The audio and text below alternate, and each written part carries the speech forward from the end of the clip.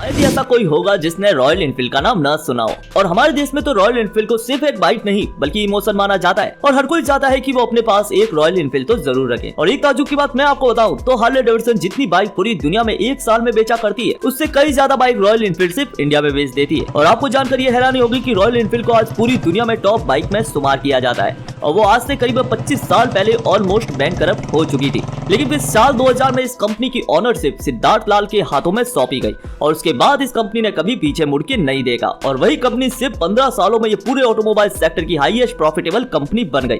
तो आज की इस वीडियो में हम जानेंगे रॉयल एनफील्ड की शुरुआत आखिर किस तरह हुई थी और ये कंपनी बंद होने के कगार पे कैसे पहुंच गई और वो कौन सी बिजनेस स्ट्रेटेजी है जो न सिर्फ इसे डूबने से बचाती है बल्कि इसे दुनिया की सबसे कामयाब मोटरसाइकिल कंपनी में से एक बना दिया। वीडियो काफी इंफॉर्मेटिव होने वाला है और वीडियो में कब कौन सी चीज आपके काम की हो जाए तो प्लीज वीडियो के अंत तक कहीं मत जाइएगा। वीडियो अच्छा लगे तो वीडियो को लाइक जरूर कीजिएगा। दोस्तों सबसे पहले हम जानते हैं कि रॉयल एनफील्ड की शुरुआत कहां से हुई थी। तो काफी इंडियंस अभी तक यही मानते हैं कि रॉयल एनफील्ड एक इंडियन ब्रांड है, लेकिन रियलिटी यह है कि इस कंपनी की शुरुआत आज से करीबन 122 साल पहले इंग्लैंड में हुई थी। दरअसल रॉयल एनफील्ड की स्टोरी इंग्लैंड के रेडिश टाउन में साल 1851 में शुरू होती है, जहाँ जॉर्ज टाउनसीड नाम के एक व्यक्ति ने सिलाई की सुई बनाने का एक छोटा सा बिजनेस स्टार्ट किया था। इसके बाद 1882 में जॉर्ज के बेटे ने अपने पिता के बिजनेस को ज्वाइन किया और फैक्ट्री में नीडल के साथ साथ साइकिल के पार्ट्स भी बनाने शुरू कर दिए और फिर देखते ही देखते 1886 तक यह फैक्ट्री कंप्लीट साइकिल बनाने लगी। लेकिन लगातार लॉस में चलने की वजह से सन 1891 में ये कंपनी बंद होने के कगार में पहुंच गई। ऐसे में जॉर्ज टाउनसीड ने जिस बैंक से अपनी कंपनी के ऊपर लोन लिया हुआ था उसकी बागडोर एल्बर्ट एडी एंड रॉबर्ट इन दो लोगों को सौंप दी और कंपनी का नाम बदल करके एडी मैन्युफैक्चर कंपनी लिमिटेड कर दिया। इसके बाद दोस्तों साल 1893 में इंग्लैंड की हथियार बनाने वाली सरकारी कंपनी से इस कंपनी को प्रिसीजन पार्ट सप्लाई करने का एक बहुत बड़ा ऑर्डर मिला और इन ऑर्डर के मिलने की खुशी से इस कंपनी ने अपनी नई साइकिल को रॉयल एनफील्ड नाम दे दिया। उसके बाद दोस्तों उन्होंने अपनी साइकिल डिवीजन को खुद से अलग करके 1886 में अपनी सब्सिडरी कंपनी बना दी ताकि साइकिल मैन्युफैक्चरिंग के बिजनेस पर सही ढंग से फोकस किया जा सके। और दोस्तों उन्होंने उस कंपनी का नाम the new Enfield cycle company limited कर दी। दोस्तों उस समय के बाद ये कंपनी मोटरसाइकिल मैन्युफैक्चरिंग के बिजनेस में उतरने लगी और फिर उन्होंने 1901 में इतिहास की पहली रॉयल एनफील्ड मोटरसाइकिल मार्केट में लॉन्च कर दी। हालांकि इसके बाद इस कंपनी ने कई तरह की अलग अलग मोटरसाइकिल लॉन्च की है, लेकिन इनमें से कोई भी मोटरसाइकिल मार्केट में कुछ खास कमाल नहीं दिखा पाई। लेकिन दोस्तों फिर साल 1932 में कुछ ऐसा हुआ जिसने इस कंपनी की तकदीर ही बदल गई। दोस्तों वो समय था 1932 का ही जिसमें रॉयल एनफील्ड ने अपनी पहली आइकॉनिक बाइक बुलेट को लॉन्च किया था। दोस्तों ये अपने समय की सबसे स्टाइलिश और पावरफुल बाइक में से एक थी और लॉन्च होते ही लोगों के बीच इसकी डिमांड काफी ज्यादा बढ़ गई थी। और दोस्तों आपकी जानकारी के लिए बता दूं कि ये पूरी दुनिया में सबसे ज्यादा लंबे समय तक चलने वाली बाइक मॉडल बुलेट ही है। दोस्तों उस समय रॉयल एनफील्ड की बाइक बहुत ज्यादा मजबूत होती थी और यहाँ तक कि उस समय इस बाइक का इस्तेमाल आर्मी के सोल्जर वर्ल्ड वार 2 में किया करते थे। दरअसल रॉयल एनफील्ड ने खास तौर पर वर्ल्ड वार 2 के लिए दुनिया की पहली एयरबोर्न मोटरसाइकिल बनाई थी जो हवाई जहाज से पैराशूट के जरिए सीधे वार के मैदान में उतरती थी। अब वर्ल्ड वार तक तो ये कंपनी का बिजनेस काफी अच्छा चल रहा था, लेकिन वार खत्म होने के बाद इसकी सेल तेजी से गिरने लगी और ये कंपनी एक बार फिर से नुकसान में आ गई। दोस्तों 1947 में जब हमारा देश आजाद हुआ तो इंडियन गवर्नमेंट ने आर्मी के जवानों के लिए मोटरसाइकिल की जरूरत थी। सरकार एक ऐसी बाइक खोज रही थी जो बॉर्डर पर नजर रखने के लिए इस्तेमाल की जा सके और क्योंकि बुलेट अपनी मजबूती के लिए काफी ज्यादा फेमस थी इसीलिए इंडियन गवर्नमेंट ने 1954 में रॉयल एनफील्ड को 800 बुलेट का ऑर्डर दे दिया।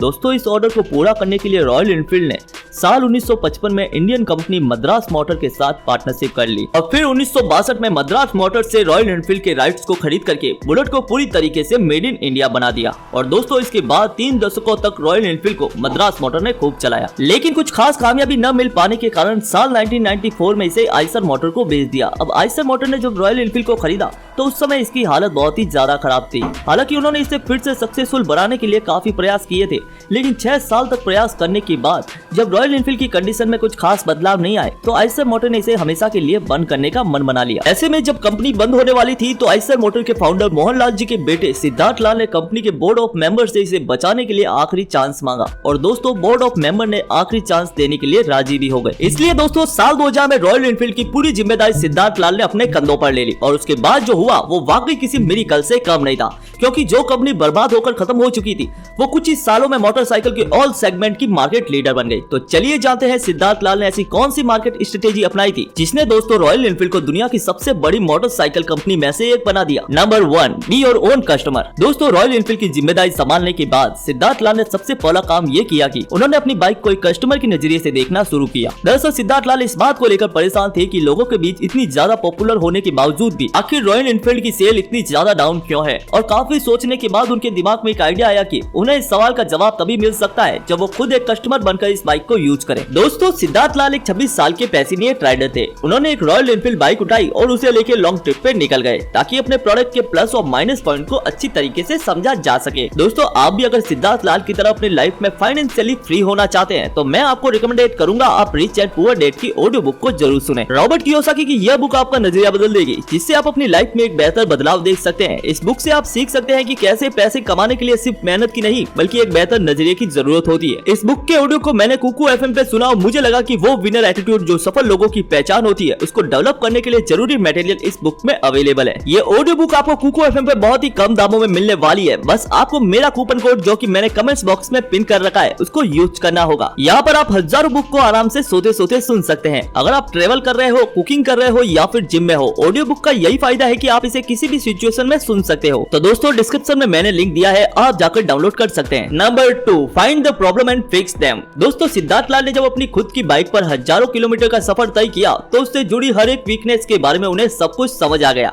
जैसे कि बाइक में क्या क्या कमियां हैं, कस्टमर बाइक में क्या क्या चाहता है और बाइक में कौन सी चीजों में इंप्रूवमेंट करने की जरूरत है। दोस्तों यहाँ पर उनकी मैकेनिकल इंजीनियरिंग बहुत ही ज्यादा काम आई। दरअसल उन्होंने बाइक में बहुत से टेक्निकल बदलाव किए। जैसे पहले गियर प्लेट बाइक में पहले राइट में होते थे उनको लेफ्ट में लाया गया। वही जो पहले royal Enfield bike kick start के साथ आती थी उसको सेल्फ स्टार्ट भी ऐड किया गया क्योंकि उन दिनों बुलेट की किक इतनी ज्यादा खतरनाक होती थी कि बाइक को स्टार्ट करते वक्त लोगों के पैर में गंभीर चोट लग जाती थी। इसके अलावा उन्होंने बाइक के कई दूसरी चीजों में भी जरूरी बदलाव किए, लेकिन ये चेंजेस करते वक्त इस बात का भी खास ध्यान रखा गया कि इससे बाइक के विंटेज लुक में कोई बदलाव ना आए क्योंकि ये रॉयल एनफील्ड की ये आइकॉनिक डिजाइन ही है जो हमेशा से इसकी एक अलग पहचान बनाती है। और उनके ये सब चेंजेस करने की वजह से बाइक की सेल धीरे धीरे बढ़ना शुरू हो गई। Number 3, chase the perception. दोस्तों आज से करीब 20 साल पहले तक भारत के ज्यादातर लोग ये सोचते थे कि हैवी बाइक सिर्फ टूरिंग के लिए ही बनाई जाती है और डेली यूज में इसका कोई काम नहीं होता।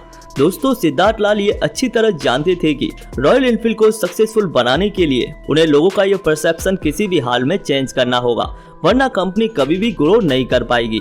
हालांकि अर्लियर 2000 में भारत के अंदर 100 से 150 सीसी की बाइक्स का एक बहुत ही स्ट्रॉन्ग मार्केट था। ऐसे में सिद्धार्थ लाल अगर चाहते तो वो भी 100 से 150 सीसी की बाइक्स बनाकर बजाज और हीरो होंडा की तरह तेजी से ग्रो कर सकते थे, लेकिन उन्होंने ऐसा नहीं किया क्योंकि वो जानते थे कि हेवी बाइक्स बनाना रॉयल एनफील्ड की एक पहचान और लेगेसी है। और इसीलिए उन्होंने तय किया कि चाहे भारत में मिड साइज बाइक का मार्केट कितना ही छोटा क्यों ना हो लेकिन वो उसी स्पेस में ग्रो करेंगे। इस तरह लोगों की सोच बदलने के लिए सिद्धार्थ लाल खुद इस कंपनी के ब्रांड एम्बेसडर बन गए। इसी के साथ दोस्तों इन्होंने कई कमाल के एडवर्टाइजिंग कैंपेन भी रन किए जिनके जरिए इन्होंने लोगों को समझाया कि हैवी बाइक सिर्फ दूध बेचने या टूरिंग के लिए ही यूज नहीं होती बल्कि हल्की बाइक की तरह इन्हें भी डे टू डे लाइफ में यूज किया जा सकता है। और इन्हीं सब कोशिशों की मदद से लोगों का परसेप्शन चेंज करने में पूरी तरीके से सफल भी हुए। Number 4, focus only the one thing. दोस्तों साल 2004 में जब सिद्धार्थ लाल को आयसर ग्रुप का CEO बनाया गया तो उस समय इस कंपनी के 15 अलग अलग बिजनेस हुआ करते थे। इसमें कॉमर्शियली व्हीकल के साथ साथ कंसल्टेंसी सर्विस, गारमेंट और फुटवियर जैसे बिजनेस भी शामिल थे। और उस समय सिद्धार्थ लाल ने एक ऐसा डिसीजन लिया था जो शायद उनकी जगह कोई और न ले पाता।